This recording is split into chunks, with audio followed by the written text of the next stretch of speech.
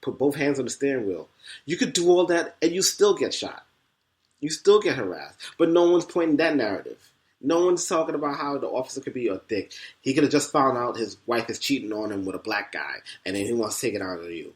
There's no fucking accountability. That shit's such a nuisance. You can't have it both ways. You can't criticize us, call us animals, tell us we need to learn how to behave ourselves, but you don't check these guys. Why does a little boy,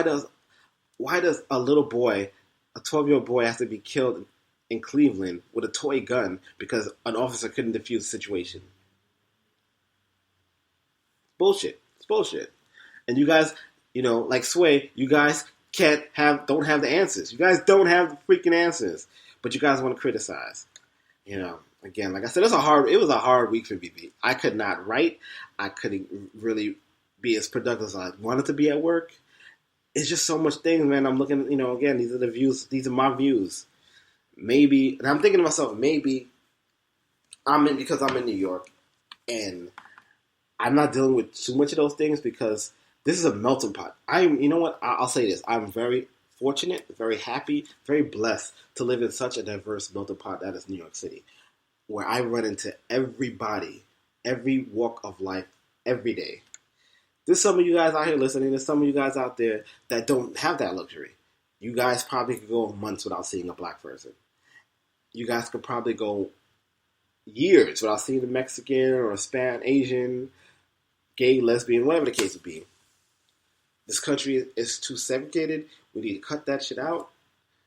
This is what social media, this is what the World Wide Web's about. It's supposed to broaden your horizon, but nobody wants to do it. Everyone wants to stay in a closed box. It's sad. And I blame the media too. And I'm not here painting the picture that black people are innocent. Black people, we need to hold ourselves accountable too. I'm working on solutions. I personally went down this week to Hillary Clinton's campaign office, downtown Brooklyn. I spoke to a few people, got their opinions on things. I'm going to write it out. I'm going to outline the stuff out. It was it was a great dialogue. I had a great hour conversation with one of her campaign managers. And she was letting me know what some of Hillary's agendas dealing with the situation. How she wants to talk to community leaders. She wants to have an open dialogue at all times. She has her peoples in each state, and she wants to have an open dialogue at all times. And I think that's a good thing too. I think that's a good helping situation. I explained to her campaign manager, like, hey, back in the 90s. I personally knew most of the officers in the neighborhood because, one, I see them every day. Now, that's not the case. It's always new officers. I explained to her, at Viacom, that how we interact with our police officers because, they're dealing with the Times Square Alliance and dealing with the Times Square people, and we have an open dialogue. Like, I know who to call from command. I know who's on post of what days and things like that. That's because it's open dialogue. Maybe that's because it's Times Square, and Times Square is a cultural melting pot in its own. But we have that dialogue. I think this country needs that dialogue. I think everybody needs to know, this maybe community policing. Everybody needs to know who's Officer Tom, who's Officer Harry. Everybody needs to know these things. And that would probably help de-escalate the situation. Little things like that. But, the media won't really say all that because there's no money in promoting, solutions. There's only money for talking and spewing anger. I really hope, everything gets better from that. Hopefully it gets better soon. And, just don't trust the media, man. I'm just here babbling, but just think about this, NWA, Ice Cube, Dr. Dre, those guys, they came out in the 80s and they were saying F the police. They weren't saying F the police just for no apparent reason. They were talking about what's going on to them back then. How bad the police LAPD was. Another history, because I'm about facts. I do my research. Back in the days, back in the 40s and 50s, there was the Great Migration to California. A lot of people in the South moved out there. A lot of white people in the South moved out there. Who was in the South? KKK. What did KKK do? They hated everybody who wasn't white. So now that becomes generational. Those guys move out west and they pretty much create their they put their seeds all over the place, and that creates generational hate. Ice Cube, if you didn't know, he's if not a billionaire, he's close to it. Great movies, great category of music, and he's a family guy. He was never a thug. He's even in the movie. You look at the movie Straight Outta Compton. He was never a thug, but he always says he's showing his reflection on what he sees. So if he's saying after police that he's being harassed, and him like myself, I went to private school for 12 years, first grade all the way to college. I was in private school. I'm not a thug. I'm far from a thug. But if I'm still being harassed by the color of my skin, by the content, not even about my character, it is harassing me because, hey, I'm black, I could be suspicious. That's a problem. I have a friend. I have a Korean friend. I'm not going to say his name on the air, but he knows who he is. And I told him I was going to do this. He gets away with stealing so much shit. I'm talking about like stealing. I'm talking about high-end supplies, credit card scams, whatever you could think of. You know why he gets away with it? Because he's Korean. He's not black. He could walk into a store and do what he got to do. No one's going to suspect a thing because he's not black. And we've tried this. I've gone to the store many times. It's to the point you get so harassed that I'm like, damn, did I steal something? When I know I didn't because I never took my hands out of my pocket. But it's to that. We racially profile too much. And that needs to change. We need to abandon that mentality. I'm glad New York got rid of stop and frisk because that was bullshit. Seriously, you had the right to stop and frisk me. Why? Because of your assumption? That is such bull. All these things, like I said, small things become big things. All these things boil over. And just like the shooting happened in Dallas a couple years ago after the Eric Gardner situation, when the cops choked him out, he died. And, people protest. Somebody drove up from Virginia and assassinated 2 officers in Brooklyn. People are just reacting, There's blood on everybody's hands. That's the point I'm trying to drive home. There's blood on everybody's hands. So if you think this can't happen to you, just know there's blood in your hands too, because you did not help escalate the situation. You just want to promote violence, and this is what happens. So again, just my views. I'm just expressing what I'm seeing. It's pissing me off. I'm trying to get back into my regular routine, but I'm just seeing all this hateful anger. And I'm going to do it. I'm going to do it because I have to be the change I want to see.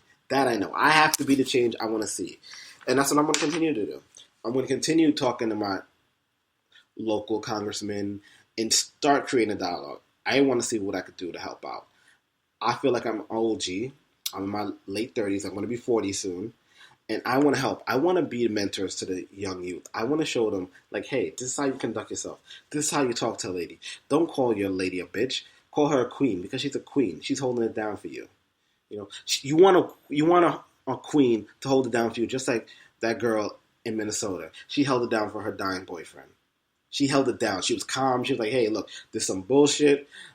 He's about to die, but I'm going to get this off my chest. I'm going to spit that off the chest. I'm going to do that. Because that's what social media should be. If you can't find mental, counseling or a therapist, let social media be a therapist.